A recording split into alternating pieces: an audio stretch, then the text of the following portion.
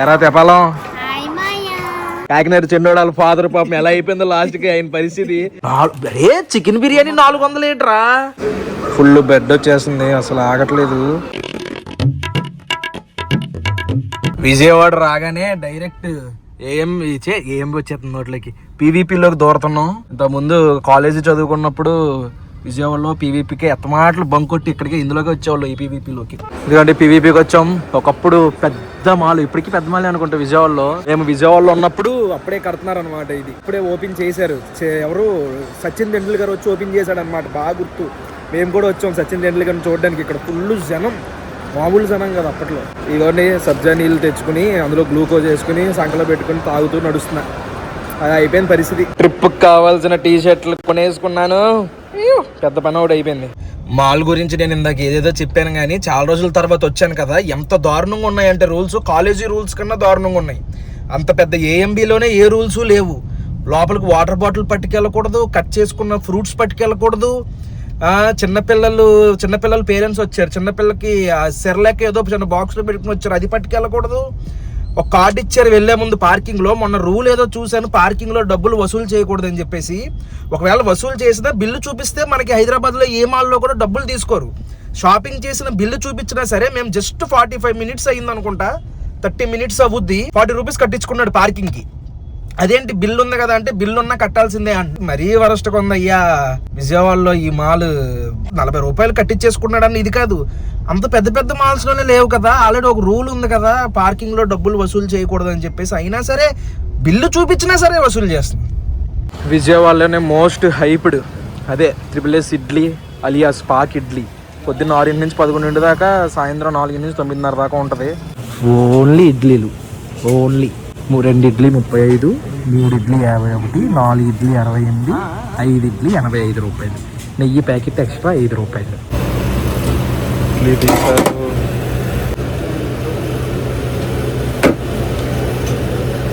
Square shape idli, నెయ్యి packet, 3 idli, chutney, శనగపప్పు చట్నీ. చట్నీ అన్నది అల్లం చట్నీ. నెయ్యి ప్యాకెట్ కట్ చేస్తున్నారు,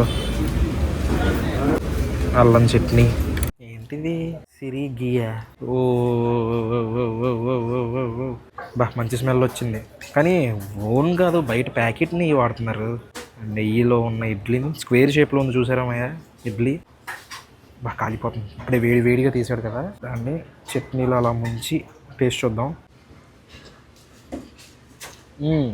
బాగుంది. నవ్వులవసరంలా మెల్లగా కరిగిపోతుంది. చాలా మెత్తగా ఉంది. బాగుంది మా టేస్ట్. లైట్గా పుల్లగా ఉంది, బాగుంది. కానీ విజయవాడ ఇలా అయిపోయిందని నాకు అర్థం కావట్లేదు. అండర్ గ్రౌండ్ మాఫియా ఏమైనా నడుస్తుందేమో. ఎక్కడికి వెళ్ళినా వీడియో తీయకూడదు అంటారు, కెమెరాలు తేకూడదు అంటారు. అది వీడియో తెచ్చుకుంటే సీసీ కెమెరాలు ఉందన్న అంటున్నాడు. సీసీ కెమెరాలు ఉంటే మేము దొంగతనం చేస్తున్నానా? సీసీ కెమెరాలో రికార్డ్ అవుద్ది, నువ్వు పట్టుకెళ్ళి అంటున్నారా? ఏదో రికార్డ్ చేస్తున్నాను, అది వీళ్ళకి అడ్వాంటేజ్. ఈ మరి దారుణంగా అయిపోయారయ్యా. ఇక్కడే కదా విజయవాడలో ఎక్కడికి వెళ్ళినా సరే వీడియో తీయకూడదు సార్, కెమెరా పట్టుకోకూడదు సార్. ఎందుకు అంత భయపడిపోతున్నారు? ఎందుకో కెమెరాలు వీడియోలు అంటే. వేసేదే ట్రిప్ సంవత్సరానికో 2 సంవత్సరాలకో ఒక్కసారి. మేము ట్రిప్కి వెళ్ళి చాలా సంవత్సరాలు అయిపోయింది. ఎప్పుడో ఎక్కడికి అరకు వెళ్ళాం. తర్వాత సడన్ గా ముంబై వెళ్ళాం. సడన్ గా ఇప్పుడు అన్ని ప్లాన్ చేసుకుని నెల రోజుల నుంచి ప్లాన్ చేసుకున్నాం. ఆ ట్రిప్ కూడా మీకు అనౌన్స్ చేస్తున్నాను ఏంటో. కేరళ ట్రిప్ నెల రోజుల ముందే టికెట్లు బుక్ చేసుకున్నాం. ఆ బుక్ చేసుకున్నట్టు నుంచి అన్ని వరుసగా దరిద్రాలే. నాకు హెల్త్ బాగాలేదు, అన్ని జరిగినాయి. ఇప్పుడు ఏమైందో తెలుసా? దగ్గరగా 17 గంటలు లేటు. 17 గంటలు మాయా, 1-2 గంటలు కాదు. ఈ రోజు నైట్ 2ంటికి రావాల్సింది ట్రైన్, రేపు నైట్ 2ంటికి వస్తుంది. అంటే ఒక రోజు పోయిన రిటర్న్ టికెట్లు కూడా బుక్ చేసుకున్నాం. ఒక రోజు పోయినట్టే. చూడండి, పొద్దున్నే బయలుదేరి వచ్చేసాం. విజయవాడలో తిరిగేద్దాం చేసేద్దాం అని చెప్పేసి. 2 గంటకే కదా ట్రైన్ అని చెప్పేసి. ఇప్పుడు ఏం చేసాం అనుకుంటున్నారు? ఆ ట్రైన్ టికెట్లు క్యాన్సిల్ చేసి ఇక్కడ నుంచి చెన్నైకి టికెట్ బుక్ చేసాం. నైట్ 1 గంటకి, 8ంటికి చెన్నైలో దిగుదాం. మళ్ళీ 10ంటికి చెన్నై టు ఎర్నాకుళం కేరళకి టికెట్లు బుక్ చేసాం. చెన్నై కాదు, తాంబరం. అంటే చెన్నై నుండి మళ్ళీ ఒక అరగంట 45 నిమిషాలు జర్నీ అనమాట. ఇప్పుడు ఇది కరెక్ట్ గా ట్రైన్ రీచ్ అయిపోతే కరెక్ట్ గా రీచ్ అవుతాం. ఇది లేట్ అయిందా అది దొరకదు. ఇప్పుడు పెద్ద టెన్షన్, ఆ టికెట్లు క్యాన్సిల్ చేసాం, ఇప్పుడు ఈ బుక్ చేసుకున్నాం, మళ్ళీ మనిషికి వచ్చి 1000 రూపాయలు పెరిగింది, మేము 6 వెళ్తున్నాం, 6000 పెరిగింది. తీరా ఈ ట్రైన్ ఏ మాత్రం లేట్ అయినా ఆ టికెట్లు వేస్ట్. వలీగాడు బిర్యానీ ఆర్డర్ పెట్టుకున్నాడు, దావత్ బాక్స్ అంట. చూడండి ఎంత ఉందో. ఎంతరా ఈ బిర్యానీ? 475. మటన్ బిర్యానీయా? చికెన్ అమ్మా, మటన్. చికెన్ 470 రూపాయలా? Wood cooked fried chicken biryani అంట. అంటే చెక్క పొల్ల మీద వండే బిర్యానీ అంతే. అరే చికెన్ బిర్యానీ 400 ఏంట్రా? ఫుల్ ఆఫ్ లేన్ లేవు ఒకటే. మళ్ళీ బస్ స్మెల్ మాత్రం చాలా బాగా వచ్చిందిరా. 475. పెళ్లి భోజనం షాదీ బిర్యానీ. ఇది ఏం బిర్యానీ? ప్లేట్లో ఎంత వచ్చిందో చూద్దాం క్వాంటిటీ. ఓ ఇది నొక్కరా, నేను ముట్టుకోకూడదు నాన్ వెజ్. ఏదో అంటూ రెండు జాయింట్లు, 3 పీసులు, చిన్న పీస్ ఒకటి వేసారనమాట. మొత్తం ఇలా బిర్యానీ 450 రూపాయల? 475 రూపాయలు. టేస్ట్ చూడు చెప్పరా నాన్న, రివ్యూ. 475 రూపాయలు అంటే యావరేజ్ కాదు కదా, సూపర్ కు సూపర్ ఉండాలి. మరి అలా ఉందో గురించి నాకు చాలా మంది చెప్పారు బాగుంటదనా, అందుకే పెట్టాను. బాగుంది. 250 రూపాయలు ఎలా ఉంటుంది, ఇది అలాగే ఉంది. డిఫరెన్స్ లేదు కానీ బాగుంది. పీస్ ఓకే, స్పైసీ ఫ్లేవర్ అన్ని కరెక్ట్గా ఉన్నాయి. ఎక్కువ స్పైసీ లేదు. రైస్ తో పీస్ పెట్టుకుంటే అదిరిపోద్ది. పీస్ సెపరేట్ గా తినాలంటే కష్టంగానే. 470 రూపాయలు పెట్టి తినచ్చంటావా? అవసరం లేదు, దీనికి ఏదో కొంతమంది హైప్ ఇచ్చారు కాబట్టి నేను పెట్టా. అందులోకి గోంగూర కట్ట పెరుగు చట్నీ కూడా ఇచ్చారనమాట. ఈ 3 ఉల్లిపాయలు ఇవ్వలేదేట్రా? ఉల్లిపాయలు కూడా ఇవ్వలేదు మా. 470 రూపాయలు మళ్ళీ ఎక్స్ట్రా డబ్బులు అంటాడేమో, అక్కడేమో అడగలేదు కూడా అడగలేదు. ట్రైన్ వచ్చే టైం అయిపోయింది మాయా. కారు కలీం నదీం వాళ్ళ ఇంట్లో పెట్టేద్దామని చెప్పేసి వెళ్తున్నాను. వలీగాడి వీళ్ళందరినీ స్టేషన్ దగ్గర దింపేసా, కారు పార్క్ చేసేసి నేను మళ్ళీ రిటర్న్ స్టేషన్కి వెళ్ళాలి. కారు మా నదీం గాడికి ఇచ్చేసి స్టేషన్కి వచ్చాం ఇప్పుడే. ఎరా తెపాలం, ఏ లెగ్గరా నీ లెగ్గు.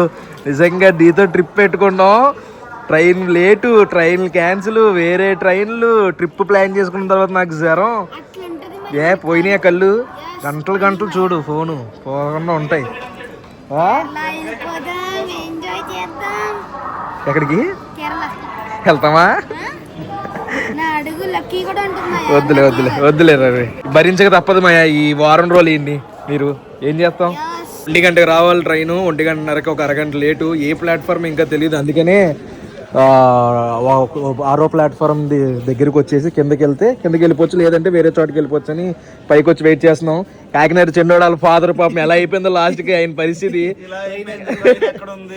ఈ వారం రోజులు ఈ పెద్ద మనుషులు కూడా మీరు భరించక తప్పదు. డిగ్రీ లేని టీసీ ఈయనే ఇప్పుడు. టీసీ ఉద్యోగం లేదంతే, టీసీ కన్నా ఎక్కువ తెలుసా ఆయనకి. ఏమైపోయింది సార్ మీ పరిస్థితి లాస్ట్కి? నేను చేయలేదు, మీ వాడు చేశాడు. దసరా సెలవులు అని లాస్ట్కి మెట్ల మీద కూర్చోబెట్టాడు మిమ్మల్ని. జాగ్రత్త, వద్దు మెట్ల మీద కూర్చోండి, అలా గబుక్కుని ఎవరన్నా వెళ్ళోళ్ళు వద్దు. లేచిపోయింది బైక్. మీ నాన్న పక్కన నువ్వు కూడా కూర్చో, ఖర్చులకు డబ్బులు వచ్చేస్తాయి ట్రిప్లో. నవ్వెవరా పోయేవరా కూలోడి కింద. ఓడి చదువు లేకపోయినా పర్లేదు, బతికేస్తావు వెళ్ళా నువ్వు, జాగ్రత్త పడతావు. ఫుల్ బెడ్ వచ్చేస్తుంది, అసలు ఆగట్లేదు. మొన్న టైఫాయిడ్ ట్రీట్మెంట్కి యాంటీబయాటిక్స్ బాగా ఎక్కిచ్చారు కదా, ముక్కులో ఏదైతే గడ్డలు వచ్చేసింది, అది పిసుకుతుంటే రక్తం వచ్చేస్తుంది. చూసారు ఎంత రక్తం వస్తుందో. ట్రైన్ కోసం వెయిటింగ్, వచ్చేస్తుంది. ట్రైన్ వచ్చింది గాయ్స్, వెళ్తున్నాం ట్రిప్కి.